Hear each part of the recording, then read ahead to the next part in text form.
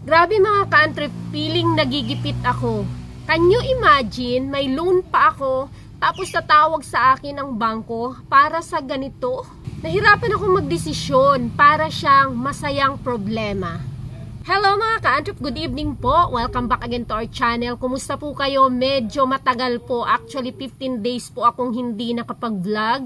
Dahil medyo naging busy po tayo sa maraming bagay, nagka-fiesta dito sa amin, medyo naging busy ako sa fiesta, nag-upgrade kami dito sa shop na pinapagawa, and then maraming stocks na dumating. So medyo nagkabuhol-buhol talaga ang aking schedule, naks busy. Ang aking mga gawain po, and then nagpa-city kami, may mga inasikasong mga bagay-bagay, at ang i-share ko po sa inyo ngayon, grabe, may problema ako na para siyang problema, pero parang hindi naman problema siyang masaya. Niloko ko nga si Ray, sabi ko, nako, tumawag ang bangko, parang nanggigipit.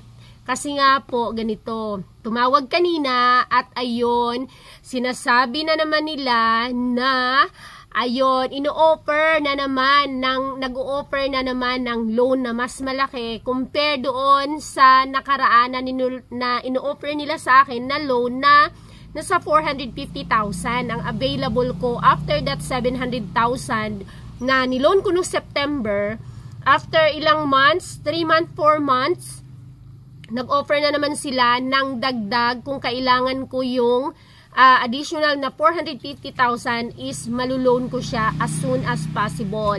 1 day process. So, kanina tumawag ang officer na naka-assign sa aking account.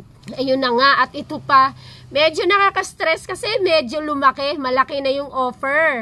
From 3 months ago or 2 months ago na offer na 450,000 na available that time. So, medyo nakaluwag-luwag ang ating account dahil nga siguro ay na feel niya na yung vacant nung mga nakaraan. So, nagkaroon ng kaluwagan sa ating pondo, sa ating account. Kaya tumawag kaninang hapon at itinaas sa 1,190,000. Mga ka-antrip, lumalagitik na 1,190,000 ang pwede kong ma-loan again anytime I want. Kahit bukas kaagad, 1 day process, papasok siya sa account. So, backstory lang mga ka-antrip sa mga bago pa lang po, or hindi pa nakapanood ng mga previous vlog ko about this loan na ito. May mga nag-comment before doon sa mga previous vlogs ko about loan na parang nagra-rat race daw ako sa ganung style. Pero, sa totoo lang yan mga ka-antrip, ang paglo-loan ay napakalaking bagay para sa ating mga nagninegosyo. Even po yung mga malalaking negosyante ay naglo-loan din sila. Bakit? Hindi na nila magagamit yung pera nila na pwede pa nilang magamit doon sa kanilang paggagamitan. Let's say for example, bago tayo magpatuloy, baka hindi ka pa po nakapag-subscribe, tulungan mo naman akong maabot ang ating 100,000 subscribers this 2025 para updated ka tuwing may mga ina-upload tayo, mga bagong videos. Halimbawa, may pera naman ako na available, di ba, na pwedeng gamitin. Hindi ko siya ginagamit kasi pang-reserve ko siya doon sa plano ko.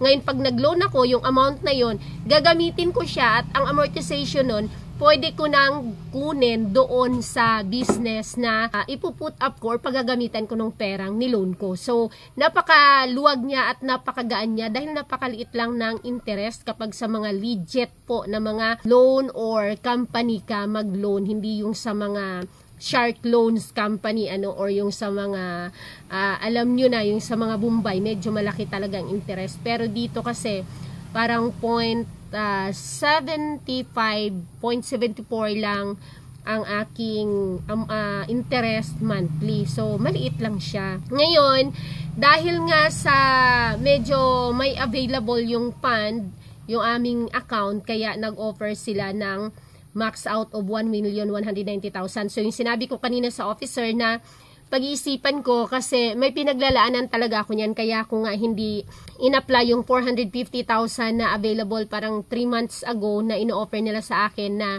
karagdagan yun doon sa 1 million na dapat minax out ko or maximum out ko siya or loan ko siya nung September.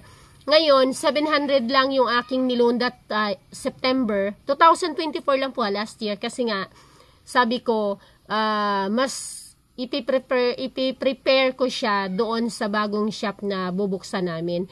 Pero awa ng Diyos ngayon ay mas lumaki pa yung offer. So, kumbaga, mamamax out ko rin siya doon sa bagong shop na bubuksan namin at medyo na-delay lang pag-open dahil yung aming pinaka-main carpentero ay inoperahan sa appendicitis kaya natigil siya. So, ngayon parang paamat-amat na lang siyang ginagawa.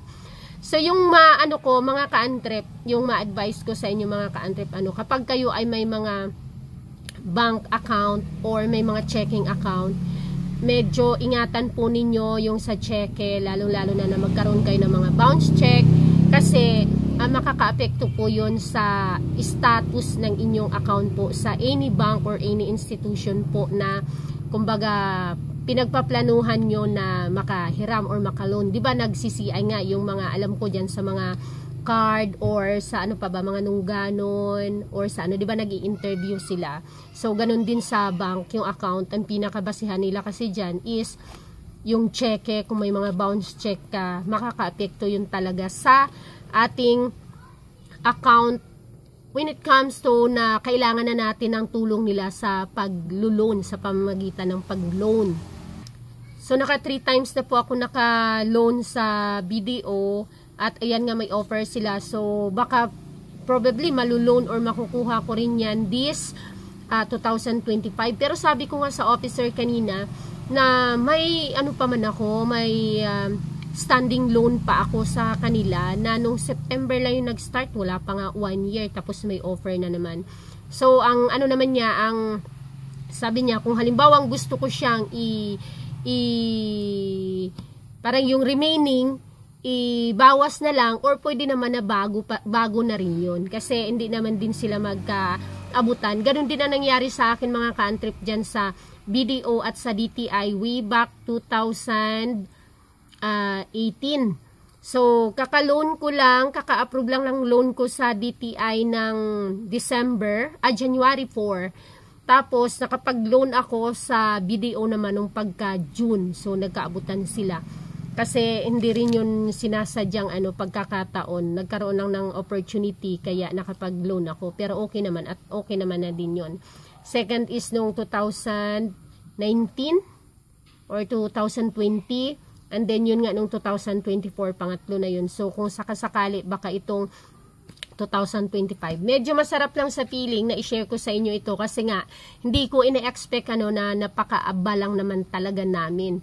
Napakalayo sa sa aking iniisip or hindi ko inisip before na dadating ako sa ganitong estado. Yun ba yung imagine matatawagan ka ng bank even before tinatawagan yun ako kaya ako napaluna nung 700 na wala pa sa plano kasi dapat dito rin yan gamitin. So dito na lang din ginamit.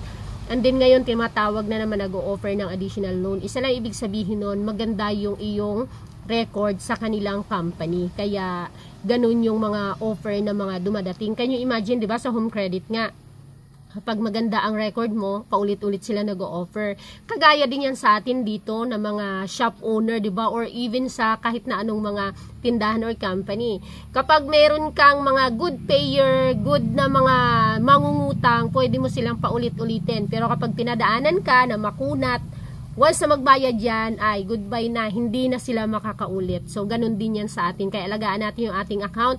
Nagkaroon ako ng problemang masaya. Sabi ko, para naman akong napipressure. Sabi ko kay ma'am, sige po ma'am, luluwas na lang ako siguro dyan next month para mapag-usapan natin kung kukunin ko na kasi iniantay ko pa din na maging okay itong shop na ma-fully open na talaga para gamitin namin yung fund na yan. So, yun lang mga ka-antrep, sinishare ko sa inyo ang kaligayahan kong nadarama at sana ay maano nyo rin ito, maranasan o dumating din kayo sa punto na ito ng inyong business dahil kami nag-start talaga sa scratch na nagsimula talaga na sa parang 65,000 lang yung aming opening account dyan sa kanila sa napakalaking kumpanya ng bangko at ngayon na-o-opera na kami ng ganun kalaki.